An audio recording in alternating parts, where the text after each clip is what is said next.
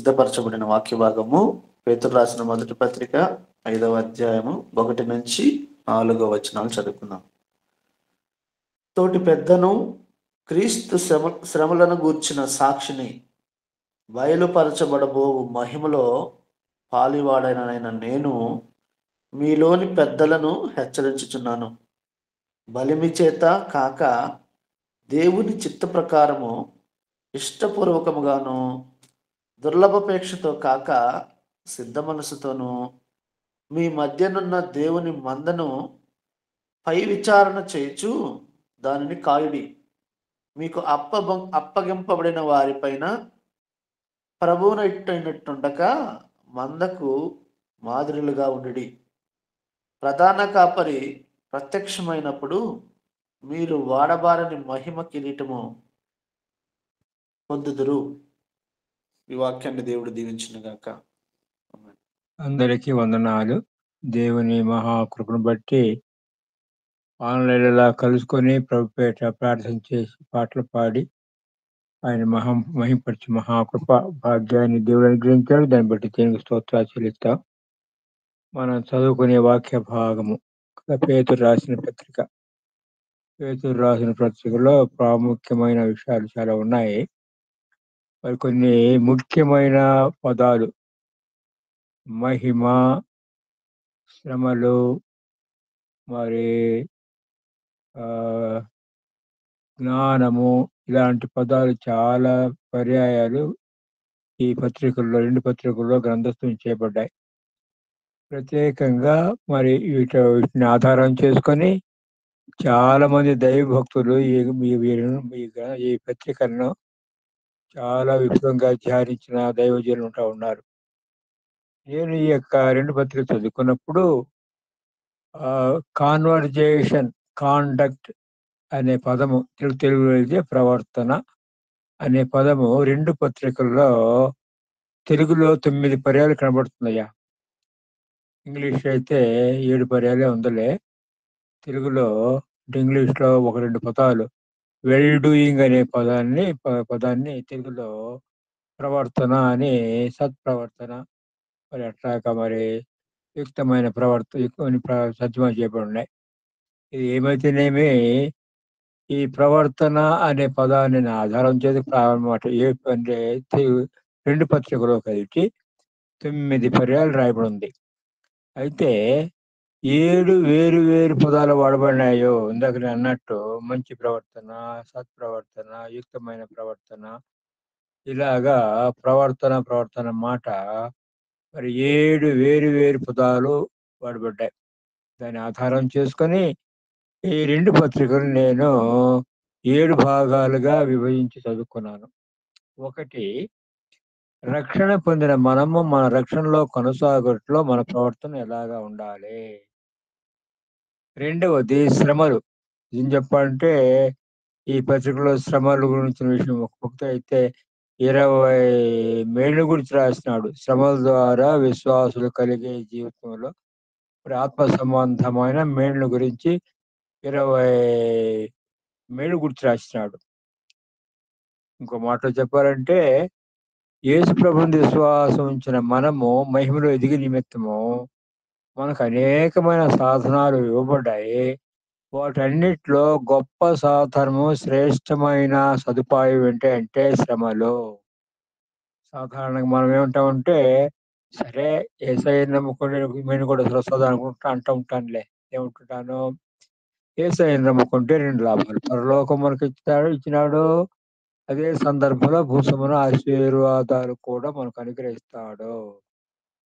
అయితే ఆ మహిమలో వర్ధిల్లే నిమిత్తం దేవుడు అనుగ్రహించాల గొప్ప సదుపాయము ఏంటంటే శ్రమలు. శ్రమల ద్వారా ఈ పేతురు తన భక్తులు రాస్తున్నాడు. శ్రమలు అంటే మీరు విశ్వాసం ఉంచారు, బంగారము లాంటి మీ విశ్వాసం మేలిం బంగారంగా మార్చబడాలి అంటే అది ఎలాగైతే మరి అగ్ని పరీక్ష ద్వారా మేలిం బంగారంగా మార్చబడుతుందో అట్లాగా మీ యొక్క విశ్వాసము మరి అభివృద్ధి పొందుతుంది. కనుకంటే మొదటి విషయము, రక్షణ పొందిన మనము రక్షణలో కొనసాగట్లో ఎలాగా మనం పాడుతుండాలి. శ్రమల్లో మన ప్రవర్తన ఎలాగా ఉండాలి? రెండవది సంఘము అన్నప్పుడు సంఘములో వేరు వేరు అంతస్తులు ఉన్నాయి. ఇప్పుడు మనం చదువుకున్నాగా పేతురు భక్తుడు ఏమంటున్నాడు? తోటి పెద్దనైన నేను సంఘ పెద్దలు, మరి చిన్న పిల్లలు, యవనస్తులు, వృద్ధులు ఇలాగా వేరు వేరు స్థితులు, అంతస్తులు కలిగిన వారుగా మనం ఉంటా ఉన్నాము. మన స్థానములో మన ప్రవర్తన ఎలాగా ఉండాలి? నాలుగవది, మనము రక్షణ పొందినాం, దేవుని బిడ్డలుగా చేయబడ్డాం, పరలోక రాజ్య వారసులుగా మనం చేయబడ్డాం. మన స్వాస్థ్యం పరలోకం ఉంది, మన పౌరస్థితి పరలోకం ఉంది. అయితే అదే సందర్భంలో భూలోకంలో మనం జీవిస్తున్నాం కనుక ఈ భూలోకంలో అన్య జనాంగం మధ్య జీవించినప్పుడు మన ప్రవర్తన ఎలాగా ఉండాలి? ఉదాహరణకు మన గ్రామస్తులు, మరి మన బంధువులు, రక్త సంబంధి కూడా చాలా మంది ప్రభుని ఎరగని వారు ఉన్నారుగా. మరి ఉద్యోగం చేస్తున్నాము ఆ యొక్క మా స్థానంలో మరి వేరు వేరు పరిస్థితులకు సంబంధించిన అన్ని జనంగా ఉన్నారుగా. వారి మధ్య మన ప్రవర్తన ఎలాగా ఉండాలి? అధికారులు ఉంటున్నారుగా, అధికారుల పట్ల మన ప్రవర్తన ఎలాగా ఉండాలి? అలాగే మరి ఆహ్, ఐదవది, ఆహ్, మాక మరి ఆహ్, శ్ర మన ప్రవర్తన అంటే ఈ ప్రత్యేకంగా ఈయనేమంటున్నాడంటే కుటుంబాన్ని గురించి రాయకుండా భార్యాభర్తల సంబంధాన్ని గురించి రాస్తున్నాడయ్యా. భార్య, భర్త వాళ్ళు ఒకరి పట్ల ఒకరు ఎలాగా ప్రవర్తన కలిగి ఉండాలి? ఈ విషయాన్ని 3వ అధ్యాయం మొదటి పత్రిక 3వ అధ్యాయము మొదటి 7 వచనం చదువుకున్నట్లయితే మనకు అర్థమవుతది. ఒక మాట చెప్పాలంటే సహోదరి విషయంలో, భార్య విషయంలో 6 వచనాలు కేటాయించాడయ్యా. భర్త కొరకైతే ఒక మాట, ఒక వచనం వాడాడు కానీ ఆయన చాలా ఖండితమైన మంచి హెచ్చరిక ఆయన ఇస్తా ఉన్నాడు. చూడండి. అంటే భార్యాభర్తలు ఎలాగా మరి ప్రవర్తన, ఆమె ఎలా ప్రవర్తించాలి, ఈయన ఎలాగా ప్రవర్తించాలి. సరే, 7వ వచనం చదువుతాను. పేతురు రాసిన మొదటి పత్రిక 2వ అధ్యాయము 7వ వచనం. అటువలే పురుషులారా, జీవమును కృపావరములో మీ భార్యలు మీతో పాలువారై ఉన్నారని ఎరిగి ఎక్కువ బలహీనమైన ఘటమని భార్యను సన్మానించి మీ ప్రార్థనలకు అభ్యంతరము కలగకుండానట్లు జ్ఞానము చొప్పున వారితో కాపురము చేయుడే. చూడండి, ఎలా చేయాలంటే జ్ఞానం చొప్పున కాపురం చేయాలి. ఏమట? వారు జీవమును కృపావరములో మీతో కూడా పాలువారు. మూడవది ఏంటి? బలహీనమైన బలహీన ఘటమని సన్మానించాలంట. 4 ఏమిటంటే మీ ప్రార్థనలకు అభ్యంతరము కలుగకుండానట్లు. అంటే ఇంకో మాట చెప్పాలంటే మీ ప్రార్థన కూడా నేను వినను. ఏది? భార్యాభర్తలు మీ ఇద్దరు కలిసి ప్రార్థన చేయకపోతే, నిజమే, భార్య మంచి భక్తి కలిగిన విశ్వాసే, భర్త కూడా మంచి విశ్వాసి, ప్రభు సేవలు ఎంతో మరి గంభీరంగా వాడబడుతున్న వ్యక్తి అయినా సరే వాళ్ళిద్దరూ కలిసి ప్రార్థన చేయకపోతే దేని వాక్యం చెప్తుంది? నేను మీ ప్రార్థన వినపో. చూడండి, ఈ ప్రార్థనలకు అభ్యంతరము కలుగకుండానట్లు. మరొకసారి మాట చదువుతున్నాయా? అటువలే పురుషులారా, జీవమును కృపావరములో మీ భార్యలు మీతో పాలువారై ఉన్నారని ఎరిగి ఎక్కువ బలహీనమైన ఘటమని భార్యను సన్మానించి మీ ప్రార్థనలకు అభ్యంతరము కలుగకూడనట్లు జ్ఞానము చొప్పున వారితో కాపురము చేయుడి. చూడండి, సన్మానించాలంట. ఏమిటి సన్మానించాలా? సరే, ఆమె చేసే ప్రతి పరిచర్యకు మనం థ్యాంక్స్ చెప్పాలంట. చూడండి, అంటే ఈ విషయం చదువుకున్నప్పుడల్లా కూడాను నాకేం జ్ఞాపకం వస్తుందంటే కుటుంబ ప్రార్థన జ్ఞాపకం వస్తుందయ్యా. విశ్వాసులు ఇందాక నేను మనం ఏ రీతిగా ప్రవర్తించాలి విషయాన్ని చెప్పానుగా. మరి ఇట్లాగా ప్రభుని విశ్వాసం ఉంచిన మనము ఫస్ట్ ప్రియారిటీ ఏంటంటే మన యొక్క వ్యక్తి విశ్వాస జీవితంలో క్రమముగా బైబిల్ చదువుకోవాలి, ధ్యానించాలి, ప్రార్థన చేయాలి. అదే సందర్భంలో కుటుంబం కూడా కలిసి ప్రార్థన చేయాలి కదా. ప్రత్యేకంగా ఇక్కడ ఏమంటున్నాడు, భార్యాభర్తలు. ఎందుకంటే కుటుంబ ప్రార్థన ఉదయము సాయంకాలము కుటుంబ ప్రార్థన క్రమం తప్పకుండా జరిగించుకుంటే ఎంత గొప్ప ధన్యత, ఆత్మ సంబంధం దేవుని ప్రభు కుమారిస్తాయంట. అబ్బో, పిల్లలు కూడా చిన్న వయసులోనే ప్రభుని విశ్వాసం ఉంచి రక్షణ పొందే, చిన్న వయసులోనే ప్రభు కొరకు ప్రభు సేవలో ముందుకు సాగిపోయే ఆ మహా గొప్ప ధన్యత దేవుడు అనుగ్రహిస్తాడయ్యా, అనుగ్రహించినాడు కూడాను. కనుక ఇట్లాగా భార్యాభర్త వారి ప్రవర్తన. మరి ఆ రెండవ పత్రిక మనం చూసినట్లయితే యేసు క్రీస్తు ప్రభు యొక్క రాకడ కొరకు చూసే మన ప్రవర్తన ఎలా ఉండాలి. ఇది పేతురు రాసిన రెండవ పత్రిక 3వ అధ్యాయము 11, 12 వచనాలు మరి చదువుతాం. ఎవరైనా చదవగలరయ్యా? పేతురు రాసిన రెండవ పత్రిక 3వ అధ్యాయము 11, 12 వచనాలు కలిసే ఉన్నాయి, చదువుకుందాం. సరే, చదువుతారా?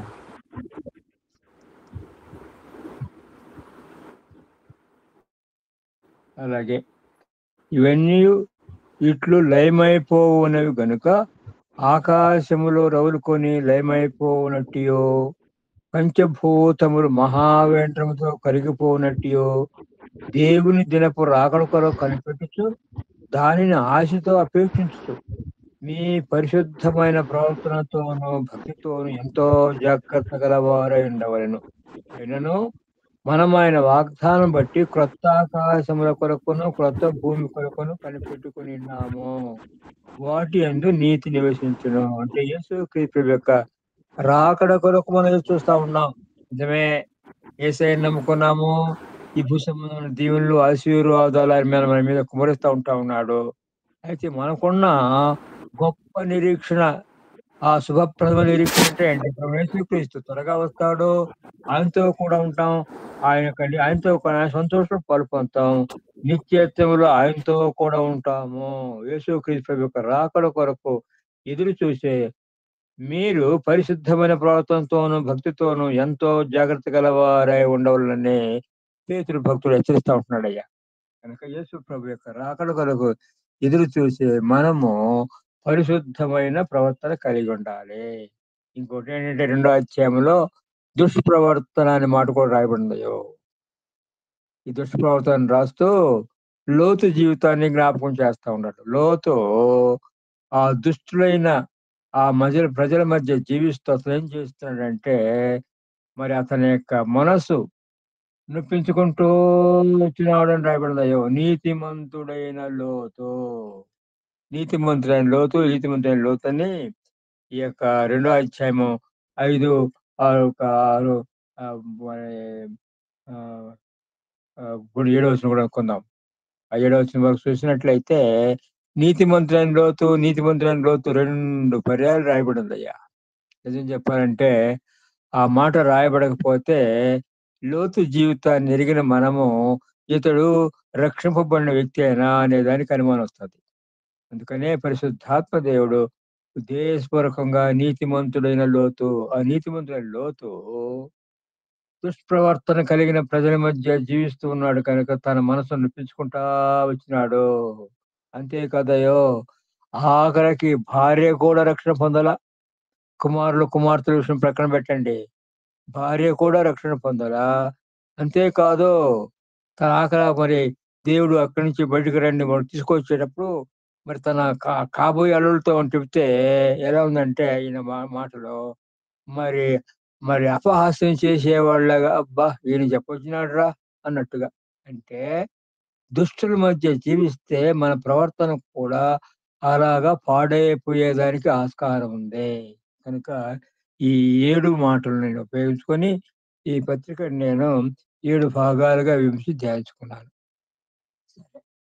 ఇప్పుడు మనం చదువుకున్న ఈ వాక్య భాగంలో పేతురు భక్తుడు ఏమంటున్నాడంటే, తోటి పెద్దను క్రీస్తు శ్రమలను గూర్చిన సాక్షిని బయలుపరచబడబో మహిమలో పాలువాడినైన నేను మీలోని పెద్దలను హెచ్చరించుతున్నాను.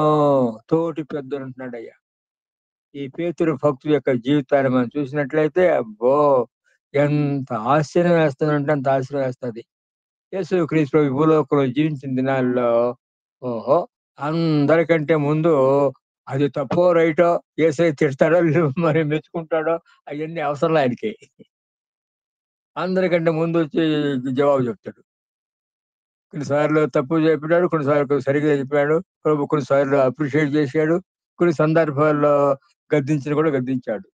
ఏదైతేనేమి ఇట్లాగా మరి ఆ పేతుడిని ప్రభు ప్రత్యేకంగా యేసుక్రీస్తు ప్రభు సిలువకు అప్పగింపబడక ముందు పేతురుతో ఏమన్నాడంటే, పేతురు నీవు నన్ను కాదనే కోరిక ముందే ముమ్మారు పొంగుతావో.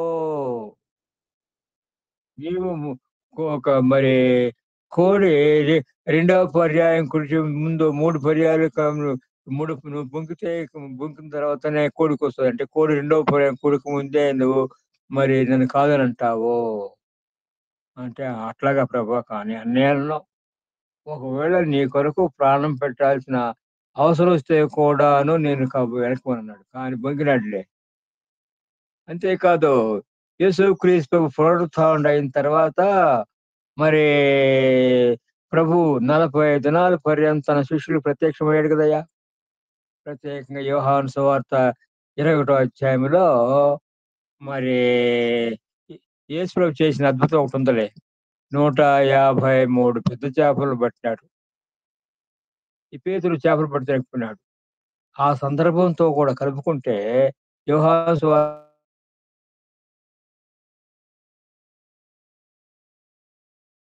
మరి 3 సందర్భాల్లో పేతురున్నాడు. ఆదివారం మనకు కనపడ్డప్పుడు తోమాలు లేళ్ళు వాళ్ళతో ఉన్నప్పుడు. అప్పుడు పేతురు వాళ్ళతో ఉన్నాడు. తర్వాత 8 దినాల తర్వాత కనపడ్డప్పుడు అప్పుడు పేతురున్నాడు. అప్పుడు ప్రభు అంటే కనపడ్డాడు. అంతేకాకుండా వ్యక్తిగతంగా అతనితో కూడా కనపడ్డ సందర్భం రాయబడిందయ్యో! ప్రత్యేకంగా లూకా సువార్త 24 అధ్యాయము 34 వచనం మనం చూసినట్లయితే పేతురుకు కూడా ప్రత్యక్షమైనాడు. మరి అదే విషయము కొరింథీయులకు రాసిన పత్రిక మొదటి పత్రిక 15 అధ్యాయము మరి 5 వచనం కూడా రాయబడిందిలే. కేఫాకు కనపడ్డాడని. అంటే ఇప్పుడు చూస్తే ఆ చేపలు పట్టకపోయేదానికి ముందుగానే 4 పర్యాయాలు దాంతో కూడా కలుపుకుంటే 5 ఈ యొక్క 4, 5 మరి పర్యాయాలు మనకు కనపడతా ఉంటాయి. ఇన్ని పర్యాయాలు 3, 1, 4 పర్యాయాలు కనపడితే ఆ కనపడేటప్పుడు మరి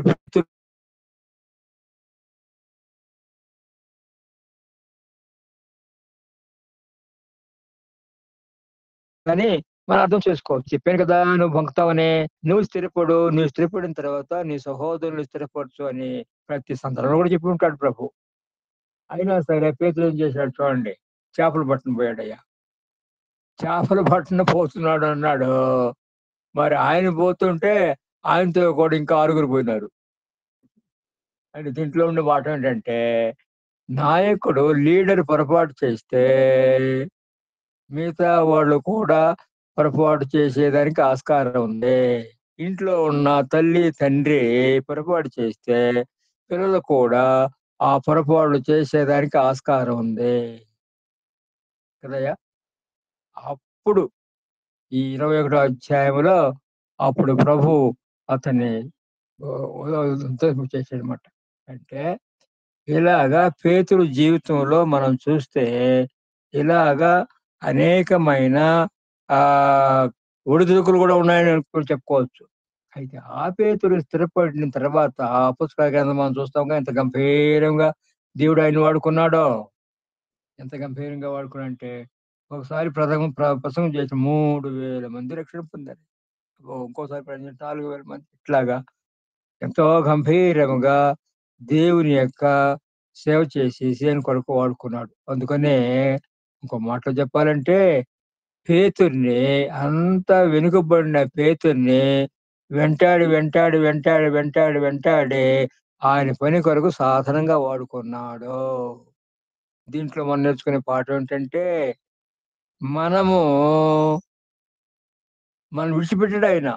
ఏ పనికైతే ఆయన మనల్ని పిలిచినాడో, ఏ యొక్క కార్యాన్ని సఫలం చేయాలని ఉద్దేశించి మనల్ని మన పట్ల ఆయన కలిగి ఉంటా ఉన్నాడో, ఆ కార్యాన్ని సఫలం చేసే పర్యంతమైన విడిచిపెట్టాడయ్యా. అందుకని ప్రభా నన్ను నీవు రక్షించుకునే ఉద్దేశం ఏంటి అని ఆయన అడిగితే, ఆయన మనకు తెలియచేస్తాడు. ఆ రీతిగా ముందుకు సాగిపోవాలని ప్రభు యొక్క మహాకృప. సరే, మనం చదువుకున్న వాక్య భాగంలో మరి ఈ 2 పత్రికల్లో పేతురు తన గురించి పరిచయం చేసుకున్న విషయాలను కూడా 1, 2 మాటలు మీకు చెప్పాలని ఆశపడుతున్నాను. మొదటి పత్రికలో ఏమంటున్నాడంటే అపోస్తలుడైన నేను అంటున్నాడు. రెండవ పత్రిక రాసుకున్నప్పుడు సేవకుడు చదువుతా ఉంటారా? రెండవ పత్రిక మొదటి వచనాన్ని చదువుతాను. యేసుక్రీస్తు దాసుడును అపోస్తలుడైన సీమోను పేతురు, మన దేవుని యొక్కయు రక్షకుడైన యేసుక్రీస్తు యొక్కయు నీతిని బట్టి మా వలన అమూల్యమైన విశ్వాసం పొందిన వారికి శుభమని చెప్పి వ్రాయినది. తాను ఎలా పరిచయం చేసుకున్నాడు చూడండి. యేసుక్రీస్తు అపోస్తలుడైన నేను అని మొదటి పత్రికలో రాస్తాడు. ఇక్కడైతే అపోస్తలుల మాటే కాదు గాని సేవకుడు, సర్వెంట్, దాసుడు అని రాసుకుంటున్నాడు. రెండవది తోటి పెద్దను. మూడవది యేసుక్రీస్తు. నాలుగవది యేసుక్రీస్తు ప్రభు యొక్క శ్రమల్లో పాలిభాగస్తుడిని, అంటే ఆయన శ్రమలకు సాక్షిని. నాలుగవది పొందబోయే ఆ మహిమలో పాలివాడునై ఉంటా ఉన్నాను పరిచయం చేసుకున్నాడు అయ్యా. చూడండి, 5 విషయాలు, 5 నలుగురు చెప్పుకున్నాడు. ఒకటేమో అపోస్తలుడు, రెండవదేమో దాసుడు, మూడవదేమో తోటి పెద్ద, నాలుగవదేమో క్రీస్తు శ్రమల యొక్క సాక్షిని, ఐదవది ఆయన ఆయన ఏ మహిమ అయితే ఇవ్వబోతా ఉన్నాడో ఆ మహిమలో నేను పాలిభాగస్తున్నా. సరే, ఇప్పుడు ఆయన సంఘ పెద్దగా లేకుంటే ఎలాగా ఏమేమి చేయాలనే విషయాల్ని ఈ విషయంలో చెప్తా ఉంటున్నాడు చూడండి. మరి ఏమంటున్నాడు? తోటి పెద్దను మీరు క్రీస్తును గురించిన సాక్షిని బయలుపరచబడు మహిమలో పాలువాడునైన నేను మీలోని పెద్దల్ని హెచ్చరించుతున్నాను. ఏమని హెచ్చరిస్తున్నాడంట? మరి యేసుక్రీస్తు ప్రభు కూడా యోహాను సువార్త 21వ అధ్యాయంలో పేతురుకి అప్పగించే పనులు 2 పనులు. ఒకటేమో మేపటము, ఇంకొకటేమో కాయటము. కాబట్టి గొర్రెల్ని మేపాలి, గొర్రె పిల్లల్ని మేపాలి, మరి గొర్రెల్ని కాయాలి. గొర్రె పిల్లల్ని కాయడానికి అనలేదు లేవు, ఎందుకంటే దాంట్లో భావం కూడా ఉంది.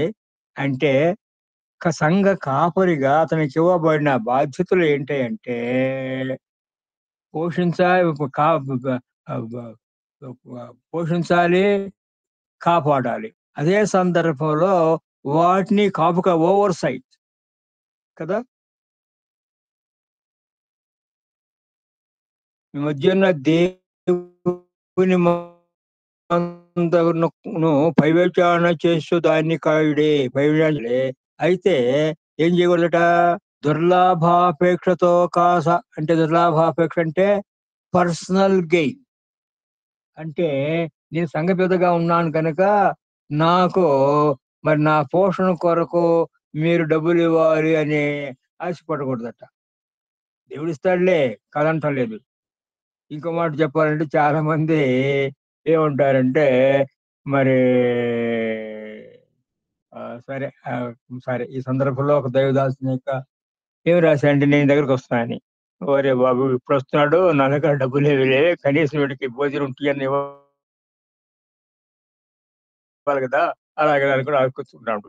ఆ సందర్భంలో ఒక సువార్థికుడు, పల్లెటూరు సువార్థికుడు లుంగి కట్టుకొని బైబిల్ సంచడం దగ్గర చెబుతుకొని వచ్చాడు ఆయన దగ్గరికి. ఇప్పుడు ఇట్లాంటి పరిస్థితులు వచ్చేటినా ఎట్లాగా అనుకోండి. మరి ఇద్దరు కూర్చొని మాట్లాడే సందర్భంలో ఈ యొక్క పరిస్థితి నా స్నేహితులు వస్తున్న విషయం గురించి చెప్పినట్టున్నాడు. ఇద్దరు కలిసి ప్రార్థన చేశారు. ఒకరి తర్వాత ఒక ఇద్దరు ప్రార్థన చేసి లేచిన తర్వాత ఆ సువార్థికుడు తన జేబులో నుంచి 10 రూపాయలు తీసి ఆయనకి ఇచ్చాడంట. ఈ 10 రూపాయలు అంటే ఆ దినాల్లో చాలా గొప్ప విలువలే. ఇది దాదాపు ఒక 50 సంవత్సరాలకు ఇంకా ముందే జరిగిన సంభవాన్ని కూడా చెప్తా ఉన్నాను. అంటే అర్థం ఏంటి? సర్వసాధారణంగా మనం ఏమనుకుంటామంటే సేవకులు కదా, మరి సంఘ పెద్దలు కదా, వారికి మనం మరి ఇట్లాగా కానుకలు ఇవ్వాలి అనుకుంటాం. కానీ ఇక్కడ మనం నేర్చుకునే పాఠం ఏంటంటే సేవకులే, సంఘ పెద్దలే అవసరాన్ని బట్టి విశ్వాసులైన వారు, పేద కుటుంబంలో ఉండేవారు, కష్టాల్లో ఉన్నవారిని ఆదుకోవాల్సిన అవసరం ఎంతైనా ఉందయ్యా. చూడండి. దుర్లాభాపేక్షతో కాక సిద్ధ మనసుతో ఆ! అంతేగాకుండా వారి మీద మీరు ప్రభువులైనట్టు అధికారం చెలాయించకూడదు. ఓహ్! నేను సంఘ పెద్దని గనుక నేను చిన్న చిన్న పనులు చేయకూడదు అనుకోకూడదు. ఎందుకంటే అనుభవపూర్వకంగా చెప్తాను. మరి ఆదివారం ఆరాధన అయిన తర్వాత సర్వసాధారణంగా ఏంటంటే సిస్టర్సే ఆ షాపులో అవన్నీ కుర్చీలు మడుస్తా ఉంటారు. యవ్వనస్తున్న బిడ్డలు ముందుకు రారు. వాళ్ళేదో మాట్లాడుకుంటుంటారు. ఆ సంఘ పెద్ద ఆయన వాళ్ళతో కూడా కన్ఫ్రంట్ ఆయనైనా ఆ చాప చుట్టడానికి ప్రయత్నం చేశాడనుకో, వెంటనే యవ్వనస్తులు పరిగెత్తుకొచ్చి "అంకుల్, అంకుల్, అంకుల్ ఆగండి, ఆగండి" అని చెప్పి వాళ్ళు కూడా వాళ్ళు ఆ పని చేసేదానికి ఈయన ఆపేసి ఒకటి చేస్తారయ్యా. అటెట్లాగో చిన్న చిన్న పనులు కూడా చేసేదానికి సంఘ పెద్దలు మరి ముందుకు ఆహ్, రావాలే. దుర్లాభాపేక్షతో కాక మరి ప్రభువులైనట్టు గాక మీరు వాళ్ళ మీద ప్రభుత్వం చేయటం కాదు. వారికి మందకు మాదిరులుగా మీరు జీవించాలి. మీకు అప్పగింపబడిన వారి పైన ప్రభువులైనట్టుండక మందకు మాదిరులుగా ఉండుడి. అంతేకాకుండా ఈ మొదటి విషయంలో కూడా ఒక మాట చెప్పాలని ఆశపడతా ఉన్నానయ్యో! ఈ మొదటి విషయంలో ఏంటంటే, తోటి పెద్దనైన నేను తోటి పెద్దనంటున్నాడు. ఇందాక మనం ఇంట్రొడక్షన్‌లో ఆయన తనను తాను ఎలా పరిచయం చేసుకున్నాడు? అపోస్తలుడు, దాసుడు. అపోస్తలుడైన ఆయన ఇప్పుడేమంటున్నాడంటే, తోటి పెద్దనంటున్నాడు. ఎందుకంటున్నాడంటే, చాలా సంఘాల్లో సేవకు సమర్పించుకున్న ఆయన పాస్టర్. పాస్టర్ అంటే ఆహ్, ఆహ్, ఫుల్ టైమ్ సెర్వెంటే కావాల్సిన అవసరం లేదయ్యో! సంఘ పెద్దలకు కూడా పాస్టర్ అనే పదము సంఘ పెద్దలు అంటే బిషప్ ఆ పదం అన్నమాట పాస్టర్ అనడానికి. నా పేరు కూడా చాలామంది వాళ్ళు ప్రసంగం నన్ను ప్రశంసించినప్పుడు వాళ్ళు నా ఫోటో కూడా పెట్టి మరి గోళ్ళ శాంసను, నెల్లూరు పాస్టర్ అని కూడా పెడతారు. ఒరేయ్ బాబు నేను రిటైర్డ్ పాస్టర్‌నిరా. పాస్టర్ గారు సంఘ పెద్దగా రిటైర్డ్ అయిపోయి ఎన్నో సంవత్సరాలు అయిపోయింది. అట్లా పెట్టొద్దు అంటే కూడాను వాళ్ళు పెడతానే ఉంటారు కదా! మరి అట్లాగా అంటే అపోస్తలుడైన పే పే పేతురు తోటి పేతురు అంటే అర్థం ఏంటి?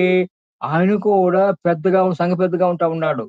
కాబట్టి సంఘంలో సంఘ పెద్దలు కేవలం అంటే సువార్థికుడు దేవుని సేవకుడు చేసుకుందామని నేను మీకంటే పెద్దని మీరు వేరుగా సంఘ పెద్దల్ని ఏర్పాటు చేసుకోండని అనుకోకూడదు.